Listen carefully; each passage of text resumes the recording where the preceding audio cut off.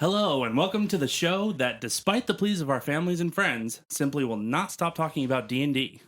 So, ready your spells and weapons, grab the shiniest set of your math rocks, and prepare for critical friendship. My name's Dan, And I'm Blake. and you may recognize my voice from Two Geeks, One Noob, and maybe Blake's from a couple of the ones that he guest starred on. 3 episodes. Yeah. We like Blake. Thanks, man. But yeah, so we decided to try something a little different and do a little side project of talking a little bit more narrow subject. Talk a lot about D&D.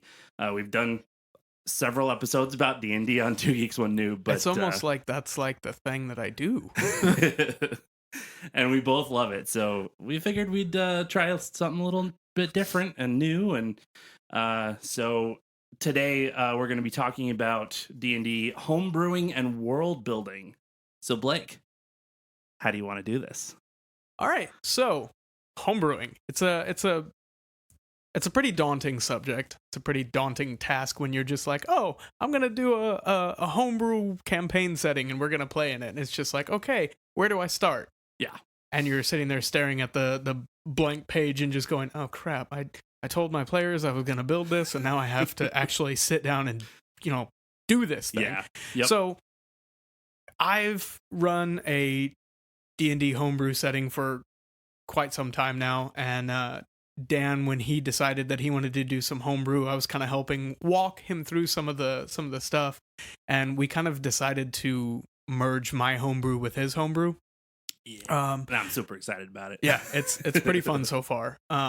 But what we have for you today is I kind of put together some little notes and bullet points and stuff to kind of just help you through it. So if you've ever wanted to homebrew your own world or anything like that, like, here's some advice. Either take it or leave it. If I say something that you're like, nah, I don't think that works for me, guess what? You don't have to listen to me. That's the really cool thing about world building and homebrewing, and especially in D&D though, is that like you can do anything. Like Yeah. there is a certain set of rules that you kind of have to follow, but at the same time, it's very, very free for all. Yeah, I mean, the book itself tells you, like, if you don't like a rule, if it doesn't work at your table, don't use it. Yeah. So the first thing I have is build a world that fits the type of game that you want to play. So, for example, are you going to be running like a vast, sprawling cityscape type of world where you have these mega metropolises that, your players are having to explore and get involved with the politics and all that of this big city? Or are you going to be doing like a more exploration of ancient ruins or an Underdark? Okay, so if you're going to be doing ancient ruins, well, you probably need to have some kind of like history as to why those ruins are there. What was the civilization that left these behind? If you want to do an Underdark campaign, obviously you have to have a world that has an Underdark. Yeah. Like, and why is there an Underdark? Is it just this random cave system that exists there, or is it something more akin to the Forgotten Realms where it's because there was a primordial trapped underground and cursed to never see the light of day again, and these are the tunnels that he left behind as he just moved around. Yeah. So it's kind of a good thing to think about, like, okay, what game are you going to run before you even have anything down on paper as to what your world is? What's your game style? Yeah. Yeah, and I feel like for mine, or for ours, the way I wanted to play mine was very much almost a mixture of both, where there's going to be some high society areas and stuff like that, but there's definitely going to be some exploration of some things that have happened many years ago, Before Aluin was ever founded. Yes, and again, my my homebrew continent is it's called Aluin, which I can't find the definition of it again for some strange reason, but it means chasm or Nice. canyon or something like that, which is very much what my continent has and was built around, was a giant crack in the ground. Mm-hmm. That was made by something. Your characters may or may not know what it is. Actually, no. My character has no freaking Well, clue. yeah, you're He just got to the surface. He has no idea what any of this crap is. that's true. Very true.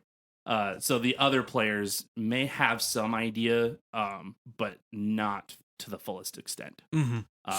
But there's definitely some things down in the bottom that are going to be fun to explore, I think. Once I write them. I'm really excited.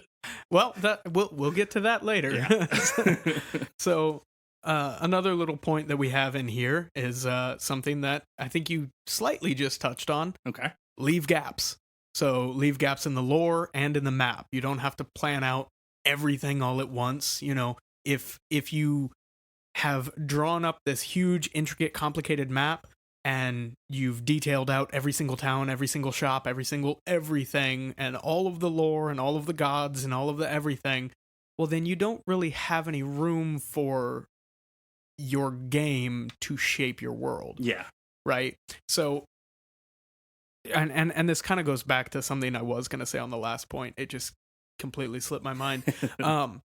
It's okay to talk to your players about, hey, what kind of game do you guys want to play? Yeah. And the same in here is you can let your players not obviously like build the entire world for you, but different things that they say, different things that they're interested in can always be something that like you kind of like start to add an edge into your world as they show an interest into it. Like if you're running a whole bunch of cityscape campaigns and they start looking for an entrance to the Underdark, well, maybe start to kind of build that out, like flesh out that bit, move your campaign into that kind of setting, you know, like you're the DM, whatever you have planned out, you can just pick it up and move it to a different spot. It's like that meme that you always see in Dungeons and Dragons where like there's the party's like walking out in this one direction in the forest and they see this like large brooding castle silhouetted in the distance and they go, yeah, I'm not going towards that. And then they turn around and go the other way, travel a day in the opposite direction, and then they see the castle silhouetted in the background again. And it's like, wait, wasn't the town there? And the DM's like,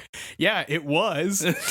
Like, it needs to be there, though. Yeah, like, and this is where I need you to go. And that, granted, there's a certain amount of railroading that I would say, please don't railroad. But, right. I mean, there's a bit of railroading that happens in D&D. I mean, if you have a set story in line and, like, the players go off from it, like there's a certain amount of working around that you can do where you can still let the players have their agency but still guide them in that way of, because you are the storyteller, but your players are guiding that story, or no, sorry, the other way around. You're guiding the story but they're writing it, I feel like. it's kind of a mixture of both, I would say. And, like, at a certain point, like, you either have to abandon the story that you had written entirely or just move it in front of the players no matter which direction they're going. Because it's like, at some point, this has to progress. It has to move forward. So we can either say, nobody's interested in what I'm trying to run, so let's just ditch that and go for something else. And maybe you can run that in a one-shot or something like that, because that's obviously, like, an issue in your world. Work that out in a one shot with random, crazy characters, and then say, okay, they seem to be a lot more interested in this specific topic. Let's build something that way. Yeah, that's really cool too, because that's basically what I've been doing with mine. Is in the very beginning, I kind of took that advice from you and was like, I want to build this world around what my players want, what they want to feel, what they want to think, what they want to see in the world. And so I sent out a questionnaire to you guys and I was like, all right, what are your goals? What is something you want to see in this campaign? Like things like that. And everybody gave some pretty darn good answers. And so I've been trying to build around that, but also get the storyline around what I had in mind. And so, and again, like, right now, because I'm still building the world and stuff like that, I had one town built before, and not even fully built, honestly, before we started playing. I had like a tournament for everybody, and then the rest of it was kind of like, okay, I still need to flesh out some of these things Mhm. before we get to our next session. And so we did that, and now my players are moving into this new town that's a bit bigger, a bit more metropolitan, Mhm. and metropolitan. Yeah, that's the right word. Um, um, and I have nothing of it built right now. So it's kind of So like the last session we played where I was like, we could just avoid this whole forest thing. Let's go ask the captain of that airship if he can just take us to the town. And you yeah, looked at me and went, "You can do that for sure. I didn't plan anything for that, but you can do that." And I was no, like, I didn't even say that though. I said that you will miss a lot of the "Oh things yeah, yeah, yeah, that you guys are looking for. yeah, yeah, yeah." I was very glad you guys listened because I didn't have any of that written out. Well, Worm But Worm wasn't terribly excited to get back on that ship that they had just had a huge fight on. yeah, except for the fact that he completely blew it away. I don't know what you're talking about. I had a major villain, not a major villain, a decent villain, and like within like 3 shots, you had him off the ship. And it's an airship. I'm But not apologizing. yeah, no, I wouldn't. It was a good move. It was good moves on all of your parts, really. One thing I did want to point out too, before we move on to the next point was, actually, I'm still on the same point. okay, cool. Go for That's it. awesome. One of the things that I'm really lucky about is one of my players, which is actually my wife, Ariel.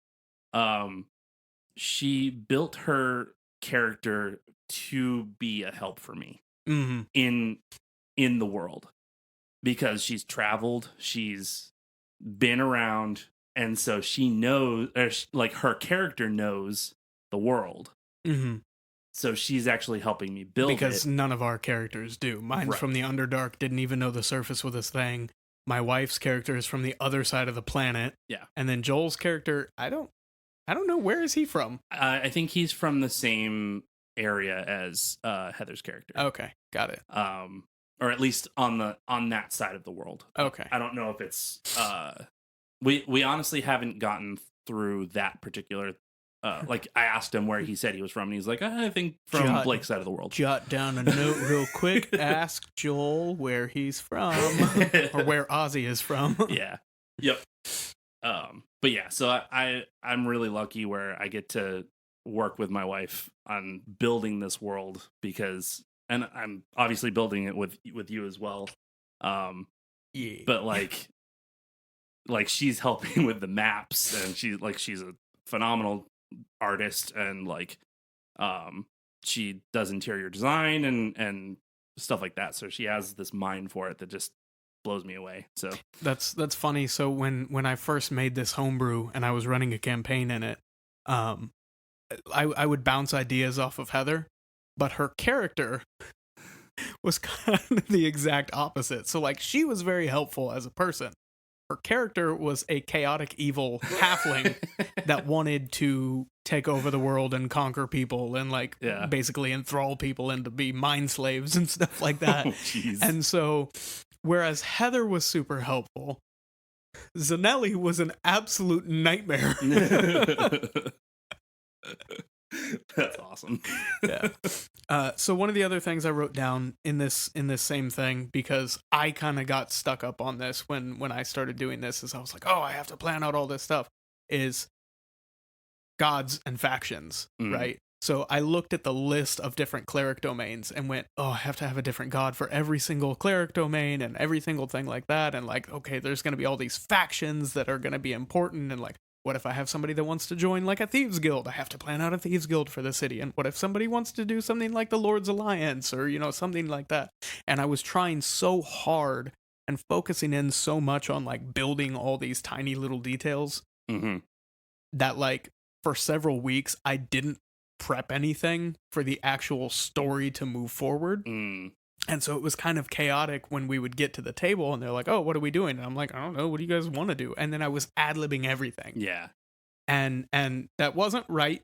Like, I'm fairly good at ad-libbing and improving at a session, but you do need to buckle down. Like, Yeah.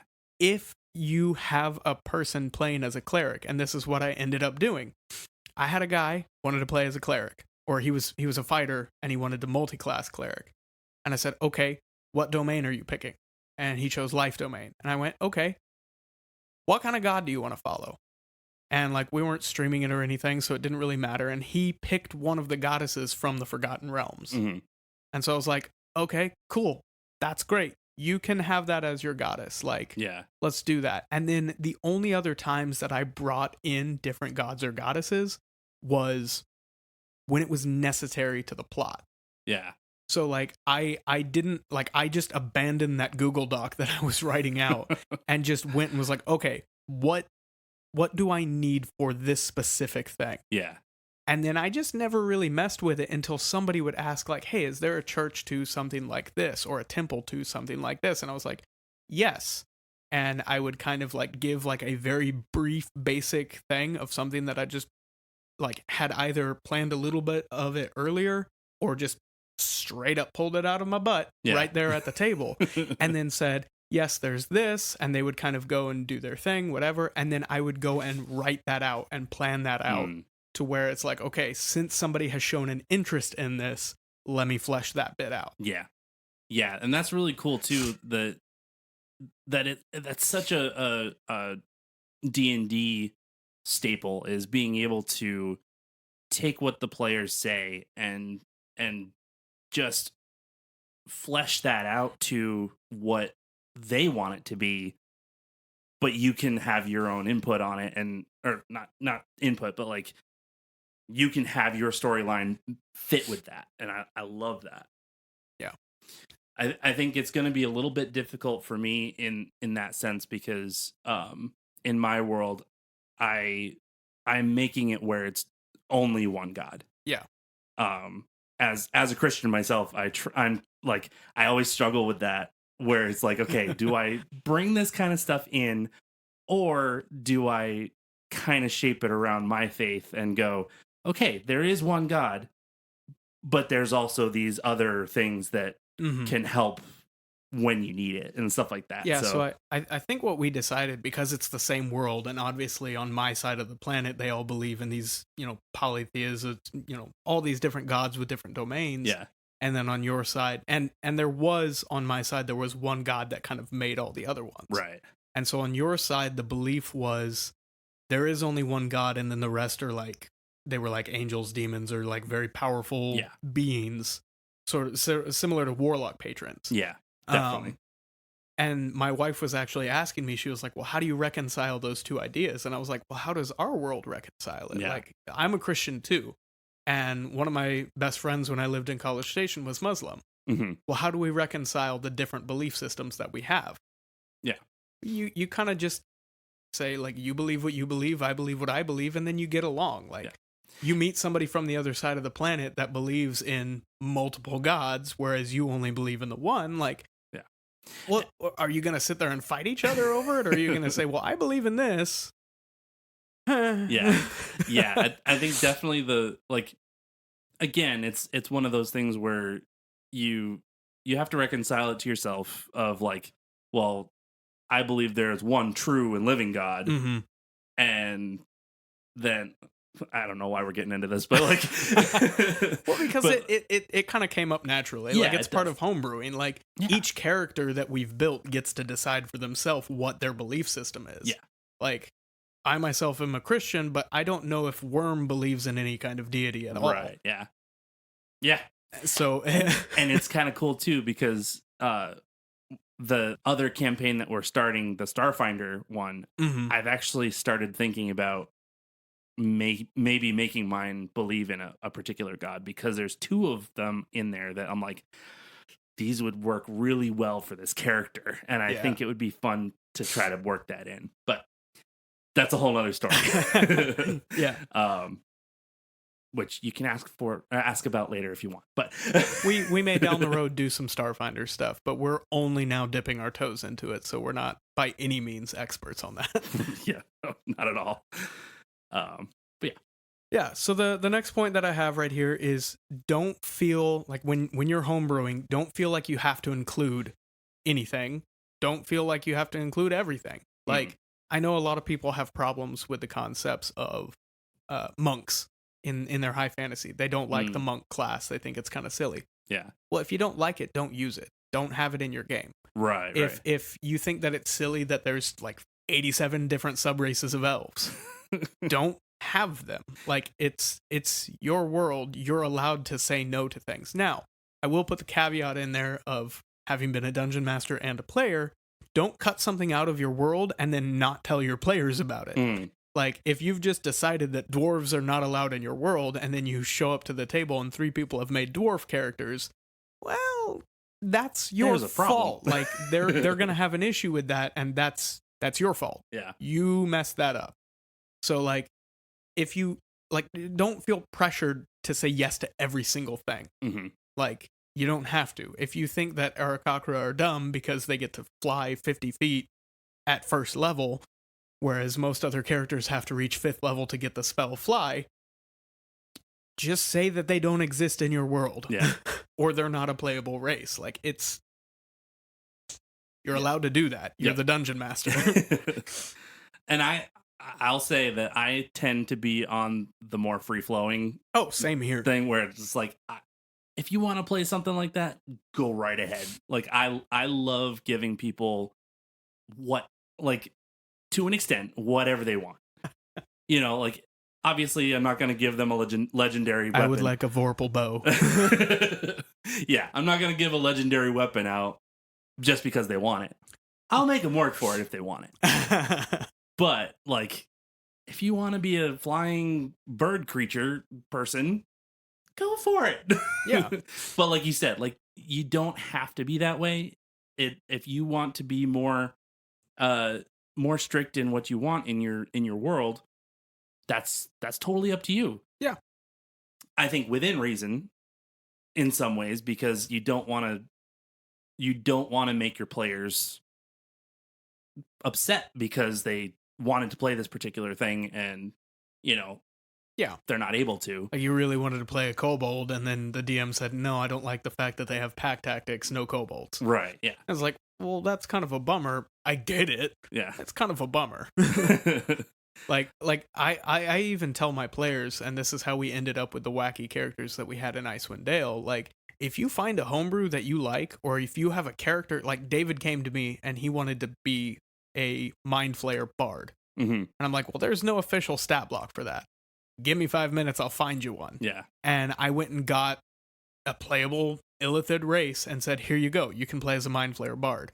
Yeah. And like Matt wanted to play as a mimic, Mm-hmm. a sentient mimic. And I was like, hey, I know somebody that came up with one of or I don't know him, but I know of somebody on the DM's Guild that wrote a playable mimic race called the Mock. Mm-hmm. If anybody's interested, it's Christopher Zito on the DM's Guild. It's called the Mock. He makes a lot of really good stuff. Yeah. And so I was like, here. And I bought it because it's like $1. Mm-hmm. I read through it and I said, yeah, this is fine. You can play as this. Yeah. And like, if you send me homebrew and you're like, hey, can I play as this? Or can I do this class or something like that? I'm not immediately going to say yes. I want to read through it first. Yeah, absolutely. Because I had somebody send me a class they wanted to play one time that was off of D&D Wiki, which is kind of hit and miss. Mm-hmm. I was like, give me a minute, let me read through it. And they were able to cast like 4th level spells at 1st level and like all this crazy stuff. And I was like, dude, no. Yeah, no. That's definitely where you draw the line of like, okay, there's a difference between playing a character that has, good abilities Mm-hmm.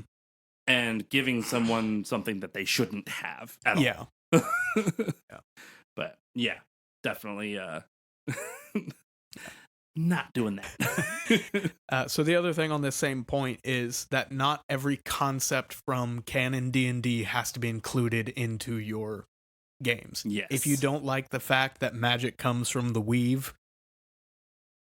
take that out. Mm-hmm. Like if you think that all spellcasters should be exactly the same, like all underneath arcane magic, and there's not a difference between like the primal, the divine, and the arcane, mm-hmm. just make it all arcane, just different flavored. Yeah. If you look at the different schools of magic, like you have illusion and then conjuration and all that stuff, and you think there should be more, broken down sub schools, like if you want to put in the work to do all of that, go for it. Yeah. Or if you say, I don't really want there to be different schools of magic, cut them out. Like it's a concept that they put in the original game. You're doing your own game. You're at your own table. Yeah. Yeah, that's a funny one too, because that's something that Ariel and I've been talking about, is like, how do wizards get their knowledge and stuff? And it's like, well, there's got to be schools. Okay, now I have to put a school in there, like multiple schools in the world. And it's like, okay, now I have to do all this research. Okay, I got to do it. That's why I prefer to play as sorcerers than wizards, because it's like, I don't know, I sneezed one time and it's innate. It just kind of happened, Yep, sorcerers or warlocks, I think, definitely in that way. Although warlocks only get 2 friggin' spells. Only 2 spell slots. They get plenty of spells, and then they get all the invocations that give them free spells. Right, yeah. Like, you can cast this as many times a day as you want. All right, so my next little bit here is, what is the thing that makes your world stand out? What makes it special? What makes it unique? Like, are you basically just playing in a reskinned Forgotten Realms? Are you playing in Eberron? Are you playing Greyhawk, Ravenloft?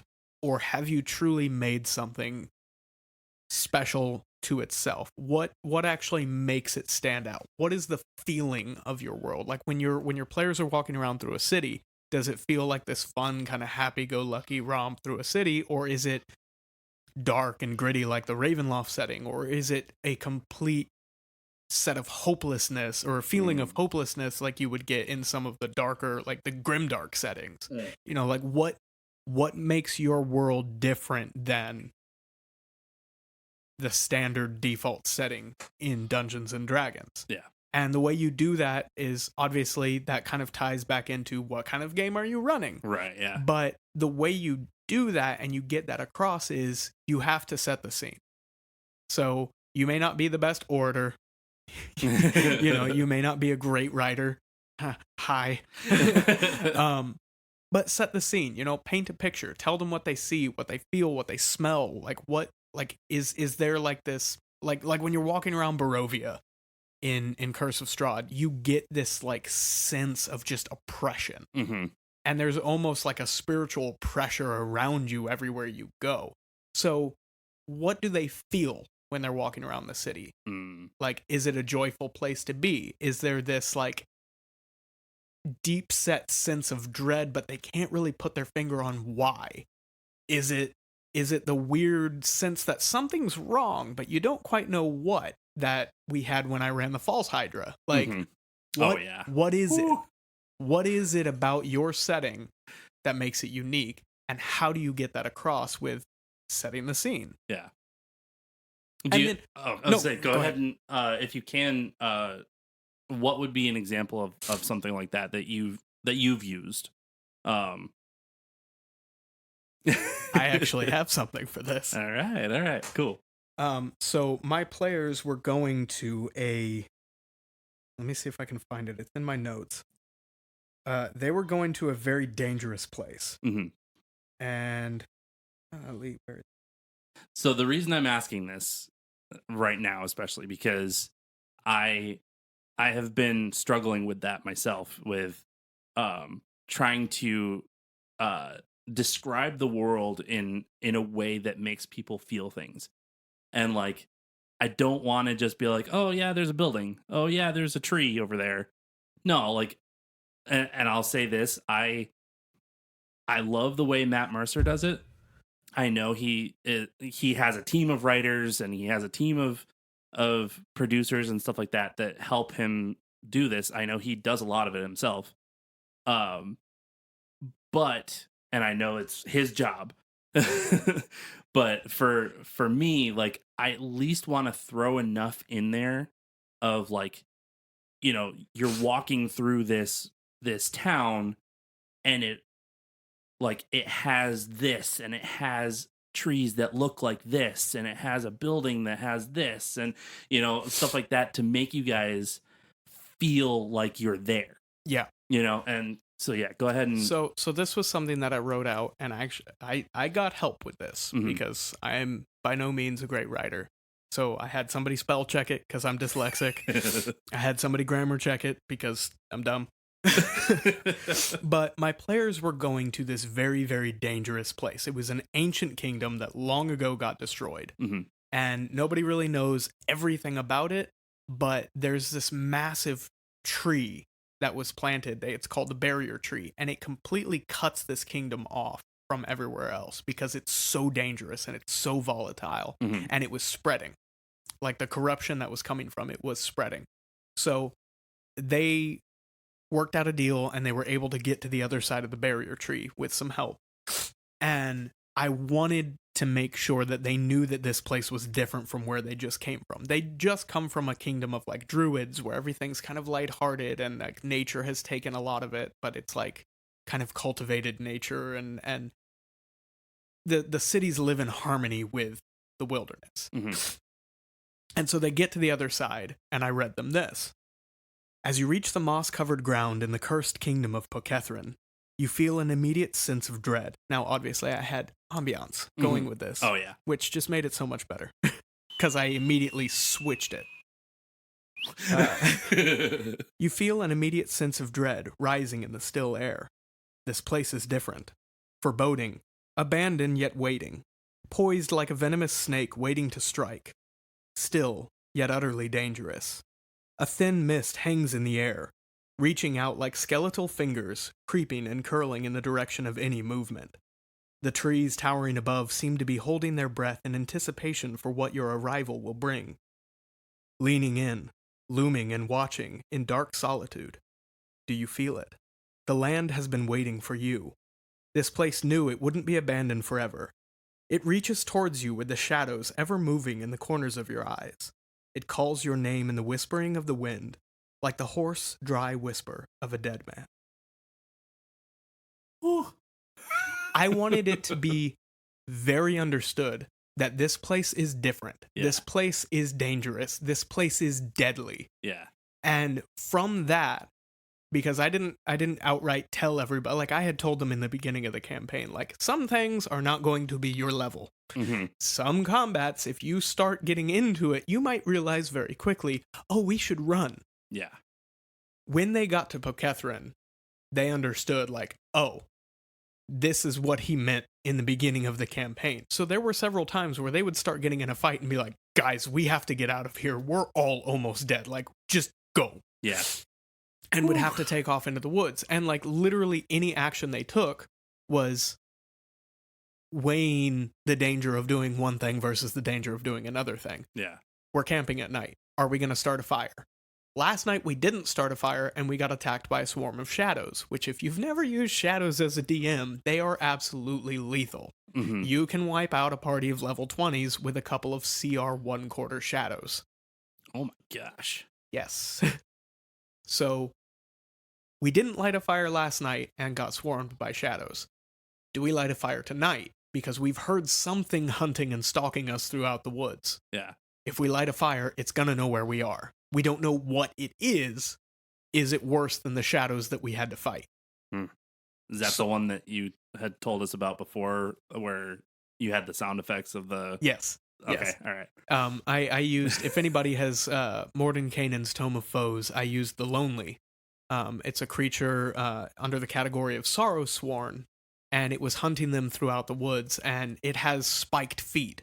And so there was a sound effect on the soundboard I was using that was a shovel digging into dirt. Mm-hmm. So it would kind of make this little noise. And I used that for its footsteps.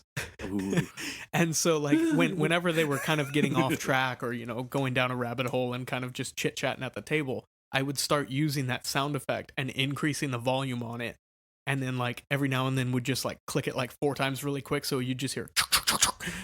And they were like, hey guys, we should probably focus back up and get going, because they knew that if they sat there like on this little tangent just chit-chatting at the table for too long, I was going to have it grab somebody and yank them off into the woods. Mm-hmm. It has a reach of 30 feet. If it hits you with an attack, you are automatically grappled and pulled 15 feet towards it. Yikes. So it can grab you from out in the woods and just be like, you're mine. and then take off running. They didn't want that to happen, so they're like, let's focus in and get back to what we were doing. Oh my gosh. Homebrewing, man. Homebrewing. It was a very fun for me Yeah. journey through Terrifying for everyone else. My party affectionately called it Magical Australia because everything there wants to kill you. I wish I could have been a part of that one. I would have had fun. It was pretty fun for me. Yeah, I bet. So and one more thing I would say on that point of setting the scene is there a different feel between your cities, your wilderness, your ruins? Like, yeah, are they all like? I mean, obviously they're all in the same setting, but are they all the same feel? Mm-hmm. Yeah, and that's kind of what I've been again struggling with is making those differences feel different. Mm-hmm.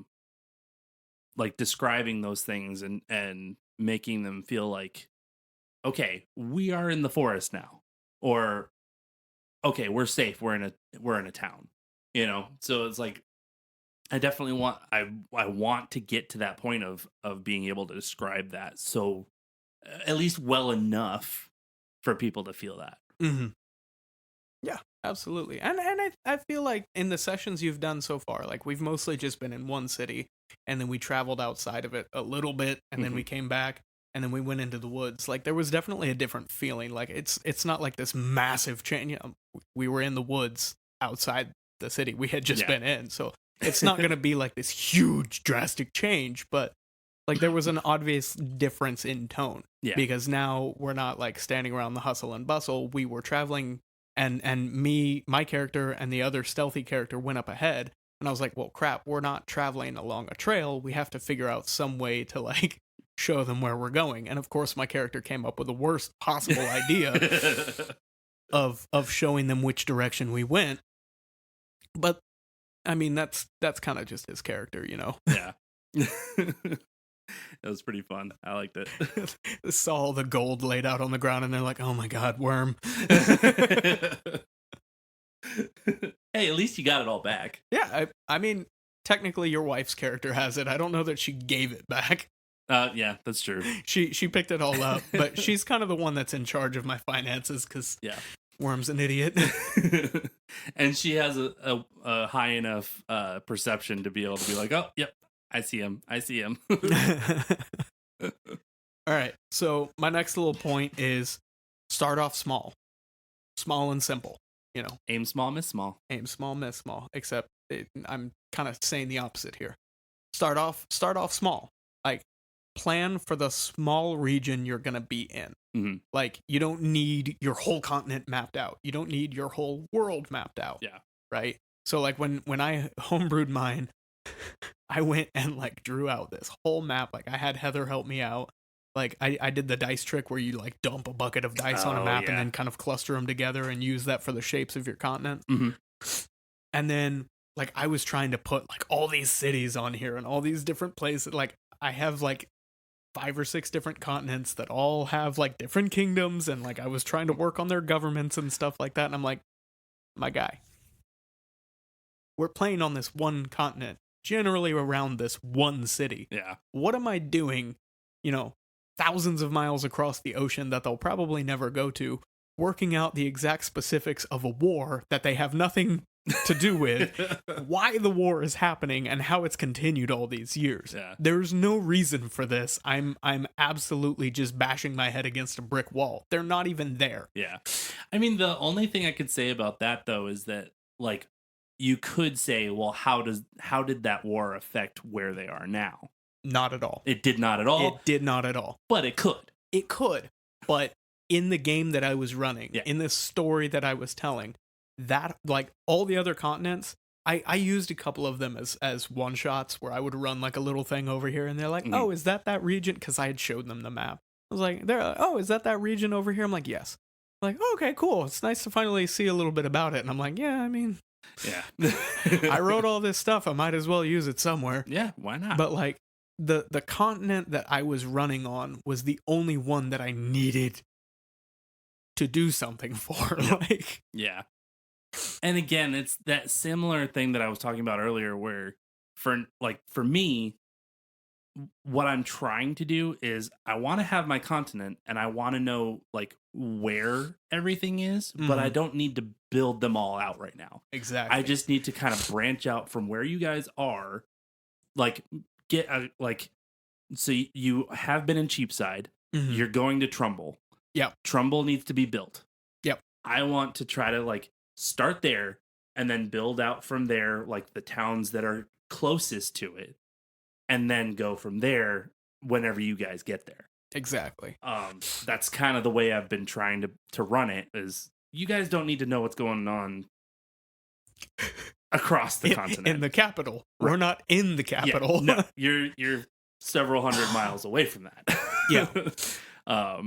At least in my head it is. I'm still trying to map it out of where everything is, but the capital of it is in the center of the crevice. Yeah. So which I am so looking forward to actually building some 3D terrain for that. Oh yeah.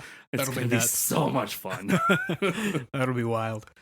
Maybe I can actually get some money to do it. Cuz I'm using cardboard, and I'm going to be using like all my baby cans of formula. Yeah. And popsicle sticks. Yeah, I was going to say, you made that airship out of popsicle sticks, and that thing was beautiful. I had so much fun with that one.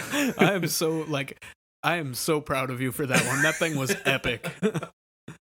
Yeah, it was like we showed up to the table figuring you would like doodle out like a little thing on a dry erase mat, and then you just walk into your garage and pull out a freaking fully built airship, and you're like, you're in these rooms, and I was like, holy crap, dude, like what? And the cool thing too is that like Ariel helped me with it, but all she really did was draw out the actual layout of floor plan. Yeah, the floor plan of the ship. And I just built around it. Yeah. And it was just like, okay, let me add this part here and this part here. And I found something for the mast, and I found some foam for the sails and stuff. And it was just like, this is fun. Yeah. No, that thing was incredible. Yeah. And then I got to use it for like 10 minutes. I'm not apologizing. You guys will use it again. Don't worry. But so the other thing that I was gonna say, and this one took me a while to figure out, is improv is your best friend. Absolutely. Your players are gonna go wherever they want to go. Mm. You can put the story in front of them, and like you can drop 1,000 different plot hooks right in front of their faces, and they're gonna go, nope. Again, it's like that joke, you know, you describe the mysterious stranger at the bar, and they're like, who else is in here? I'm like, I don't know, there's a little goblin in the corner named Sam Snorkel, I guess. And they're like, I'm gonna go talk to Sam Snorkel. Like, okay, well, it's the name. You can never give them a name. Yeah. It's like until they ask. You can put 1,000 plot hooks in front of your players, and they're gonna go skipping off into the field picking daisies. Like, it's oh man. All right, so nothing against any of my players at all, because they're going to do what they're going to do. But I was laughing a little bit at what Joel did. I want to climb the wall. Well, no, it wasn't that one. It was when he went to go sleep in the tavern while you guys went and watched the Lord of Trumbull. To make sure he didn't transform into a werewolf again. And I was like, you sure you want to do that? You sure? And he's like, yep, that's where I'm going. I was like, okay. And then when stuff started to go down, he was like, am I just still in the tavern? And we're like, yeah, dude. Sucks, don't it? Yeah. I was like, Worm's happy sleeping wherever. He'll sleep on the floor right outside this guy's jail cell. Yeah. And God love him. Like, he texted me during the thing. He's like, can I just like wake up and realize that like I'm just kind of bored? Oh, no. And I was like, you know what? Go for it. Yeah. Like, I want you there. That was the right move. Just to let him do that. Yeah. That was the right move. It's no fun to sit at the table and watch everybody else play. Yeah. I mean, it was a great moment for him to like walk into it. And it was just like, okay, this feels better. Yeah. You guys are all together again. Love you, Joel. You're awesome. It just cracked us all up. So, my next point sounds completely opposite of my last point, which was start small and simple. This one is don't start too small. Don't start too simple. I had just said that improv is your best friend, but don't make everything improv. Because if every single part of your session was improvised, your players are going to get the feeling that, wow, he didn't care enough to plan something. He's just kind of pulling everything out of his butt, just flying by the seat of his pants. He couldn't even like be bothered to prep something. Like, wow, thanks. Like, why did I show up here? Like, I showed up ready to hear this guy's story and like play a fun campaign, and there's nothing ready. And so that can be the complete opposite problem of like you have interested players and the DM seems disinterested. Yeah. Now, I'm not saying that any session that's improv is going to be a bad session. I ran a one-shot one time that was completely improv because I was like, I need to get better at improvising. Yeah. So I went through one of the Kobold Press books, picked a monster that I had never seen before, read about it, which led me down this weird rabbit hole of like Greek philosophy because it was talking about the four humors of medicine. And I was like, what is that? And then I started reading about that, and like 10 hours of Wikipedia reading later, I was like, huh, that was pretty cool. And then got to the session, and all I had was this creature and how it works. And so like I literally made everything up at the table as we played it. And it ended up... Was that my first one shot with you guys? Yeah, it might have been. I think it was. It might have been. I technically ran that before at a different one. Right. That was a redone one shot. Gotcha. Okay. I didn't do the improv one. I did the second one. It was still very improv, and it turned out very differently. From the other time, because again, I showed up with nothing, no notes, no nothing, because I was like, hey, this worked out really well last time. It was a lot of fun. Like, Joel breaking into that dude's home and just like, what's his name? And I'm like, let's just pull a name out of my butt. I don't know. And just gave him a name, and then he just knocks him out and starts running through the streets with him. Like, okay, yeah, that was not at all planned. Yeah. But it was great, and it was so much fun, and like Joel had a great time just like, I'm just gonna punch him. Oh, he pheasanted him. Oh yeah, he pheasanted him. He just pheasanted dropped his giant Goliath fist on his head, knocked him out. And like Joel still talks about that. He's like even in Icewind Dale, he's like, can I pheasant him? I'm like, yeah, go for it. Like, it might not turn out well for you, but go for it. Yep. What's the word? Term of endearment now. Well, it's become a verb for him, like pheasicking somebody. So to help you out, if you just like, if you're going to be running a session and you don't have enough prepped, just get a couple of examples of person, place, and thing. Like, you have this person in this place with this thing, and that can be enough to run a whole session. If you just have like 2 or 3 of those, you can run a session entirely off of person, place, or thing, because they're going to be able to tell that that person, that place, that thing was fleshed out and detailed. Yeah. And then if you need to, you can improvise the rest. Wow. Now, I'm not saying to do that every time. You know, it's better to have a little bit more planned for that. But if you have a couple of examples of person, place, thing. Yeah. Yeah. I mean, that's kind You're of golden. Yeah. In a weird kind of way, I was following that in a weird kind of way, with a couple of the characters that I've come up with for the like the townspeople, like one of the ones that you just met was his name was Wall, and you guys went into his general store, which was Wall's Mart. But I was like, okay, I want to make some stupid puns in here and just be like, okay, this is Wall's Mart. He's like a big, like, Minotaur guy, and he's just like, he has a general store. And so you're saying he was a cash cow? Ba-da-da, ba-da-ba. Yeah, definitely. But I have other ones though that I'm like, okay, if I can work these people in, they have the person, they have the place. Maybe need to come up with a couple things, but like Mhm. other than that, it's like okay, that's very very much followed that kind of outline for Yeah. that. So And it worked out great yeah, because we could tell that you had actually put effort into these things. And so, like, we felt like stupid effort, but still. stupid effort is effort. And it's still, like, if it's fun at the table, if your players are enjoying themselves, like, that is the number one goal of the DM is it doesn't matter if your campaign is following a dumb story or, like, you're literally Googling puzzles for toddlers. Like, Yeah.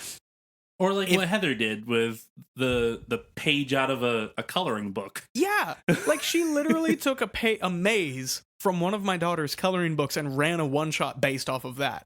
That was amazing. And we had a blast. Yeah. Okay, so it can be the dumbest, most juvenile stuff. Like your whole session can be full of just fart jokes and puns. Okay, but if your players are having a good time, you've succeeded. Yeah. That's all you need to look at. You don't need to look at something like The Unexpectables or Matt Mercer where they're going on this like crazy epic adventure and then judge yourself based off of that.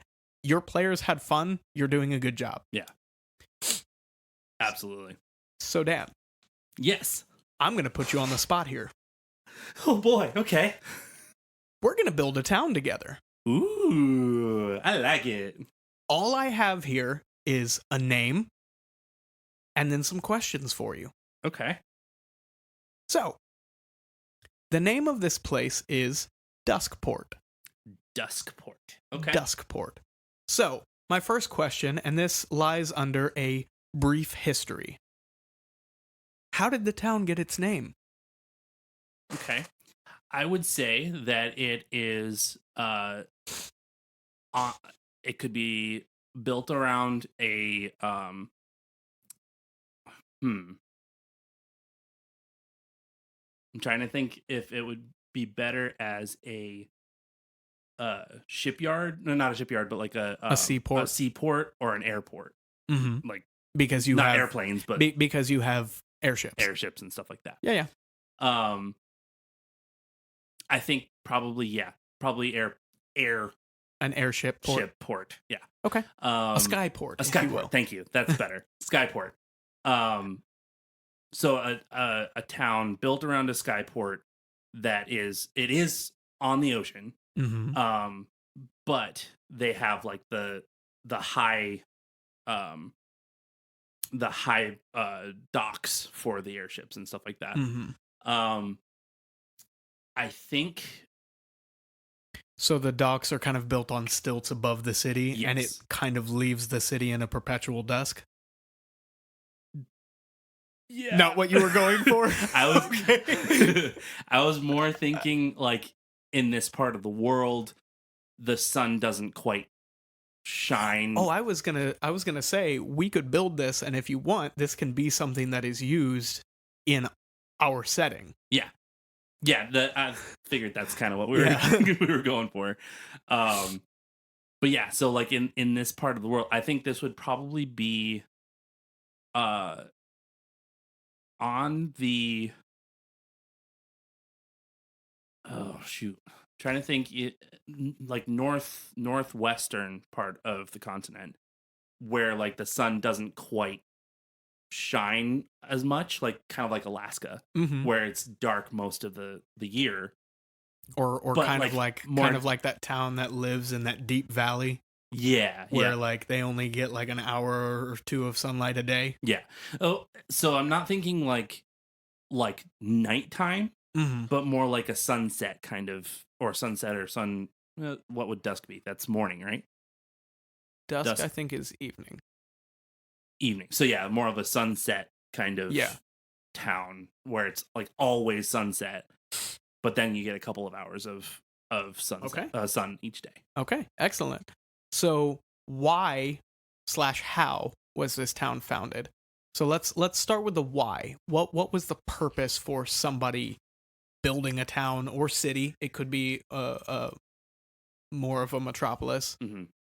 It's completely up to you whether this is like a tiny little town, a larger city, or like just like this little baby village. uh, to me, it sounds more small townish, Mm-hmm. not quite as small as Cheapside. Cheapside.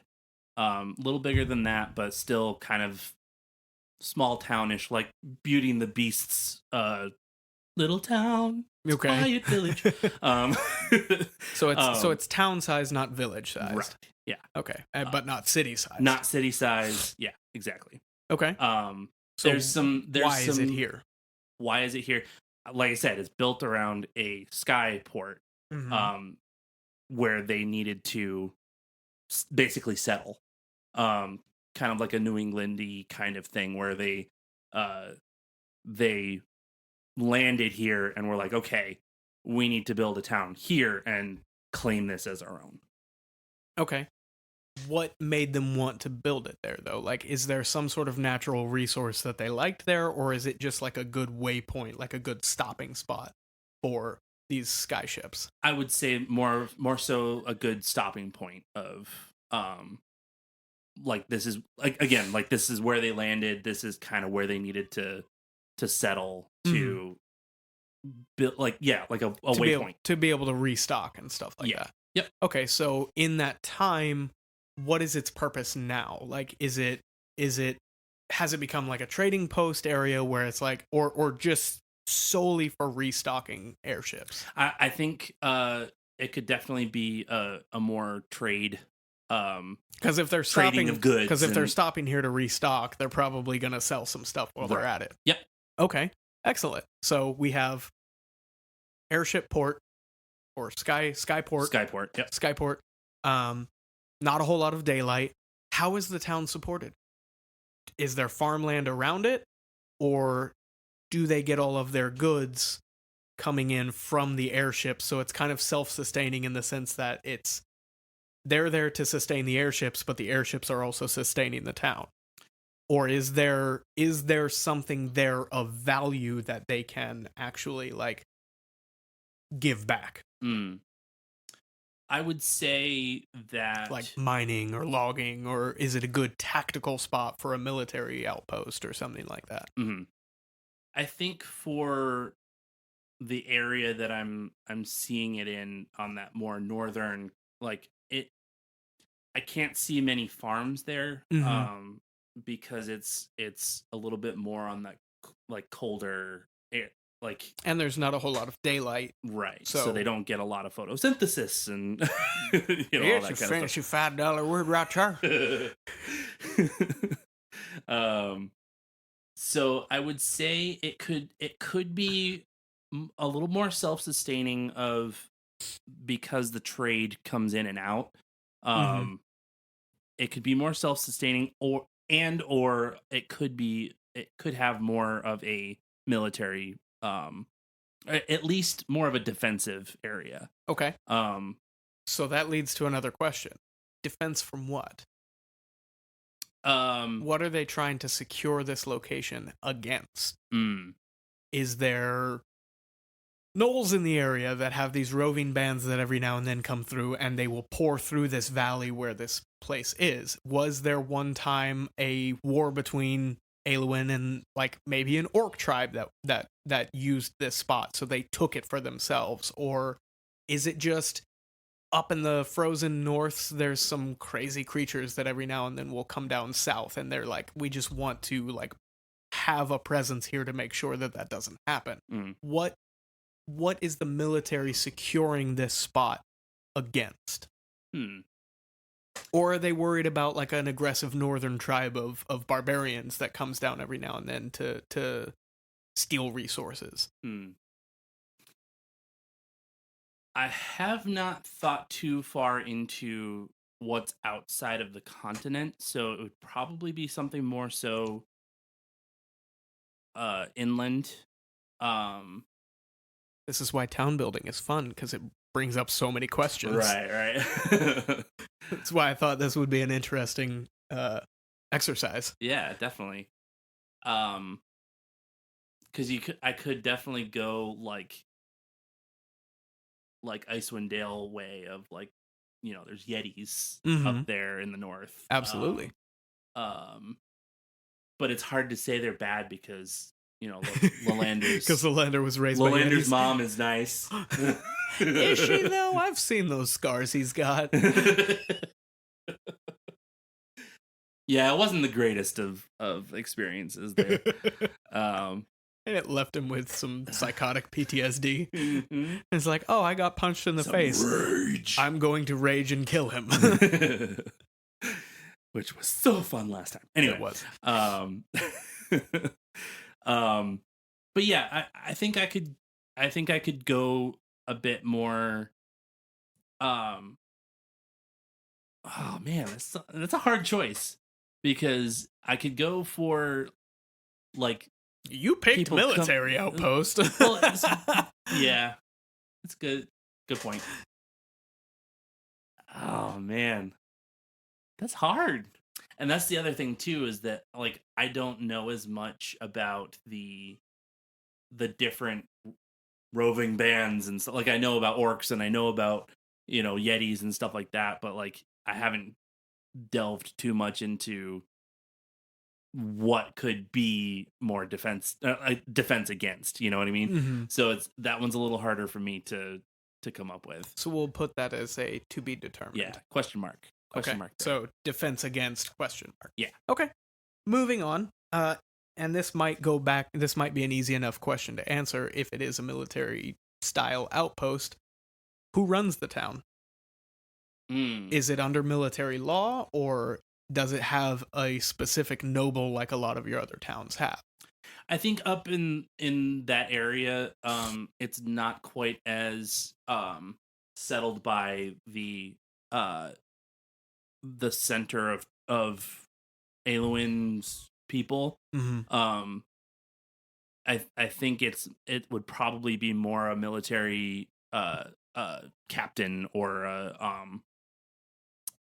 what would you call it? Maybe not a general necessarily, but like one of the higher ranking Okay.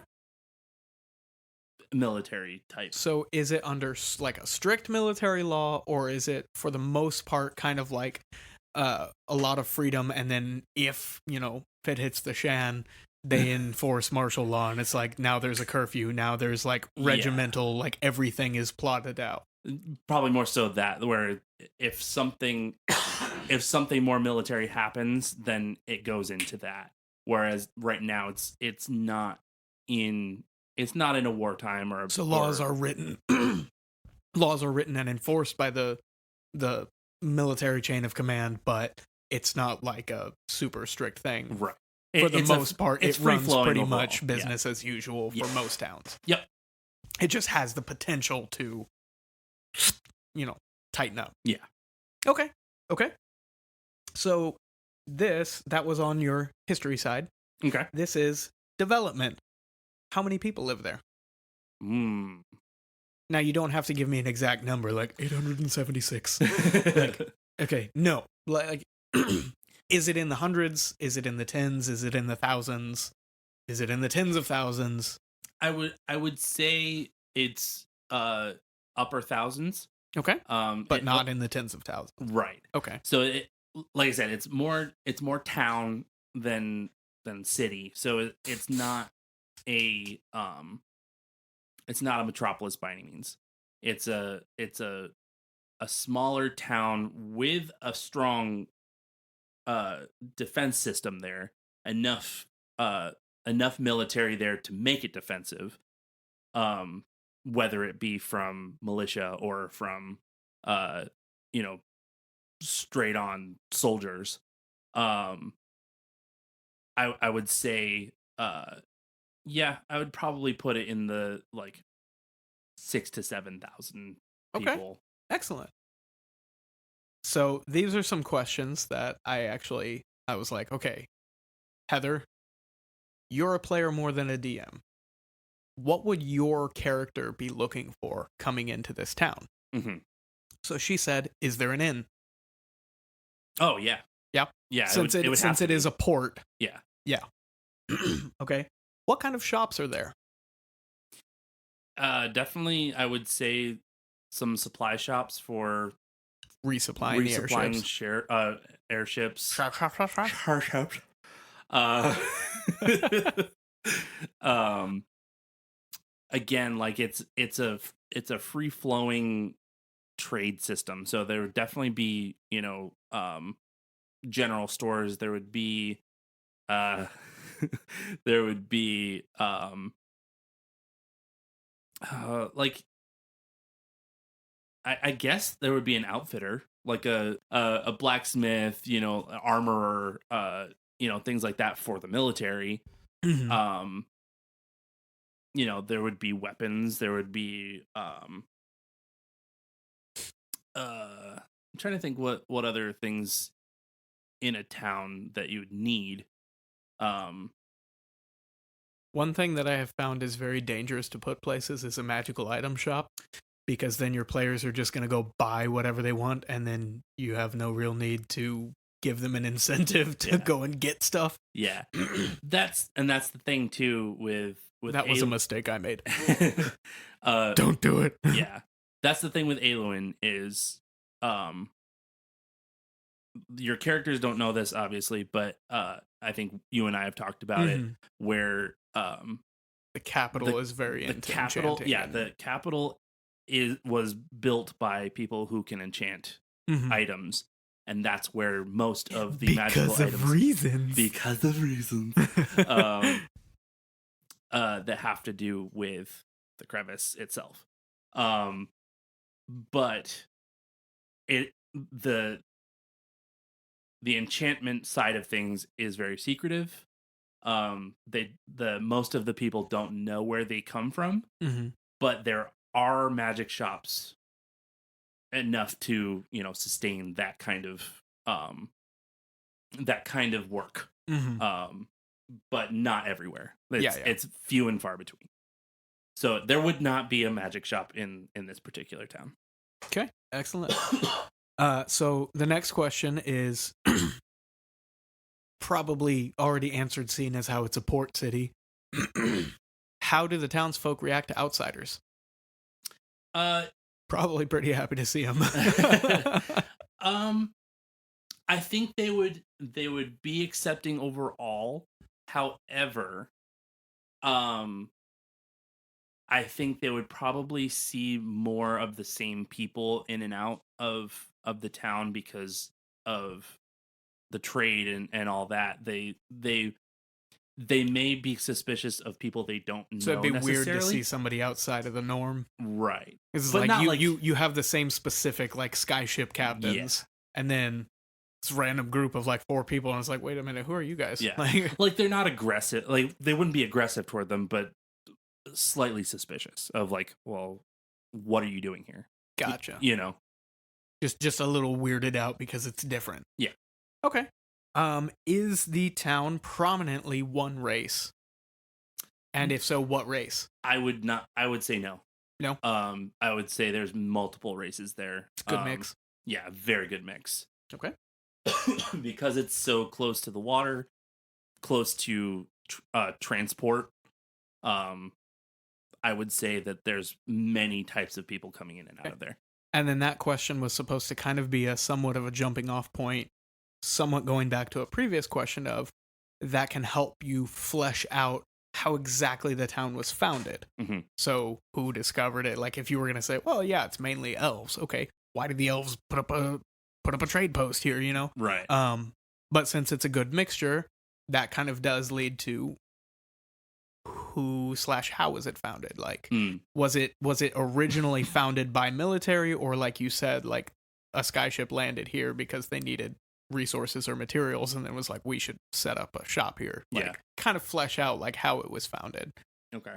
So like obviously, skyship captain landed here. Yeah. So like I would say like something like the skyship captain landed here, whether it was from being bombarded by something and they had to land. One of those frightening flying miniatures you have. Yes. Yes. Although I don't know if that would be on that side of the world or not. I suppose it could be kind of everywhere.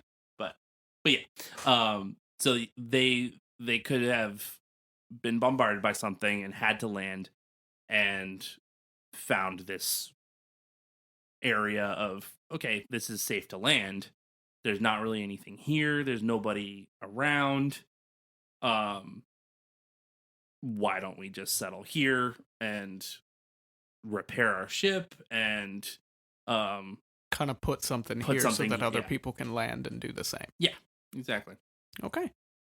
I have 2 questions left, Ooh. but who knows if these are going to lead to other questions. Okay. Is there a criminal underground in this city?